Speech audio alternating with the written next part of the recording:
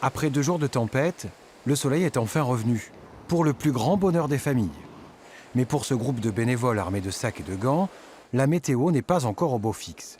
Car si en apparence la plage de l'Espiguette est un endroit vierge et sauvage, la réalité est bien plus triste. C'était dramatique de dire que c'était propre parce qu'en fait ce qu'on ramasse est imperceptible. Il faut poser le regard.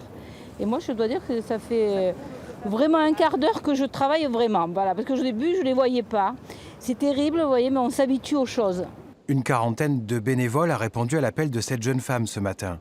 Dans le cadre de son projet Azur, elle parcourt le littoral de Menton jusqu'à Cerbère à vélo et en kayak pour sensibiliser à la pollution en Méditerranée. Chaque dimanche, elle délivre la bonne parole lors de sessions de nettoyage organisées en partenariat avec les associations locales. La mer Méditerranée, c'est la mer la plus polluée au monde. On parle toujours de l'océan Indien avec les camions qui se déversent des tonnes et des tonnes.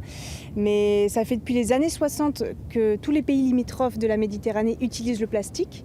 Et quand on sait que tout ce qui est jeté à terre finit en mer, que la mer Méditerranée est une mer fermée, on a une concentration de plastique qui est énorme. Après 2 heures de travail, l'impression d'une plage immaculée en prend un sérieux coup.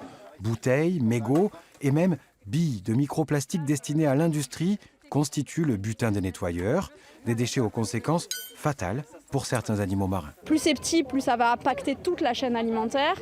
Et après, en termes de conséquences, on sait que ça peut boucher l'intestin, ça peut créer des blessures dans les cloisons intestinales. Donc, ça, c'est un paramètre qui induit des échouages d'animaux ou de la mort en mer aussi. Mais voilà, une perte de biodiversité, c'est sûr.